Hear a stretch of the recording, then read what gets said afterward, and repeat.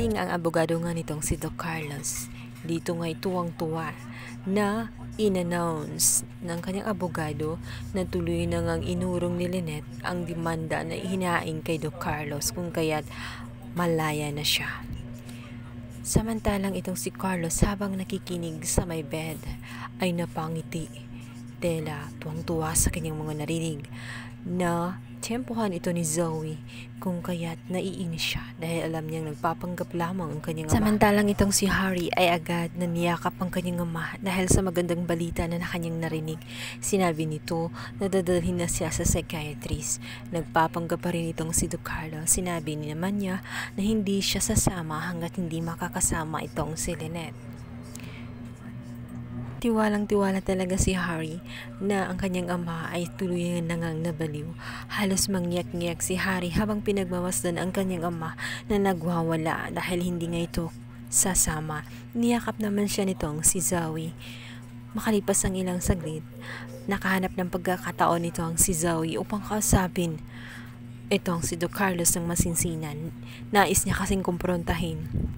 Subalit ganun pa rin ang kanyang nadaratan. Hindi agad-agad umamin itong si Doc Carlos kung kaya't pinagsasampal-sampal na niya ito. Sinabihan niya na tumigil sa kanyang pag-acting dahil alam niya na hindi totoo at ang galing niyang magpanggap dahil napaniwala niya ang lahat. Hindi pa rin agad-agad nagpatinag itong si Doc Carlos. Tela itong si Zoe ay may kausap lamang sa hangin dahil walang nakakarinig at hindi niya iniintindi ang mga sinasabi nitong si Zoe. Kaya nagwala ito si Zoe at pinagsasampal ang kanyang ama hanggang sa nasaktan itong si Doc Carlos at sinakal na nga itong kanyang anak na si Zoe. Nabigla siya dahil nanlisik ang mga mata ni Doc Carlos na galit sa kanya. Sinabi nito na wala siyang karapatan na saktan ang kanyang tunay na ama. Galit na galit si Zoe dahil sa ginawa nitong si Doc Carlos. Sinabi nito na tumigil na siya sa kanyang ginagawa dahil siya mismo ang magtutulak sa kanya sa impyerno. Ngunit hindi nagpatinag itong si Doc Carlos. Sinabi nito na huwag siyang magtapang-tapangan at huwag siyang masyadong mayabang dahil baka nakakalimutan naman ni Zoe na siya ay hindi totoong tanyag at sampid lamang siya sa Apex. Baka gusto niyang malaman ang kanyang matagal ng sikreto. Samantala, ito namang si Lynette at itong si Annalyn, maisipan nga dalawin itong si Doc Carlos. Sa kabila ng lahat ng ginawa ni Doc Carlos, ay ginawa pa rin ni Lynette at Annalyn ang nakakabuti para kay Carlos. Parang bigla nilang nakalimutan kung gaano kademonyo nga itong si Doc Carlos.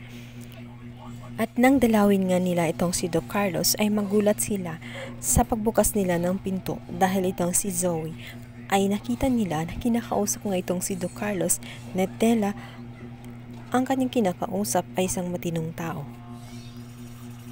Hindi naman hahayaan ni Zoe na ang kanyang ama ay tuluyang makulong. Kahit na galit siya rito ay nanatili pa rin ang kanyang respeto dito at hindi niya hayaan na tuluyan itong maparusahan.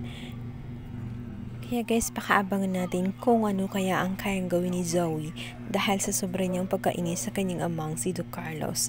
Mananatili kaya niyang ililihim na si Doc Carlos ay nagpapanggap lang at hindi talaga siya totoong baliw. Samantalang itong si Moira ay malapit nang bumalik sa Apex dahil si Moira ang secret na buyer ng share ng Apex.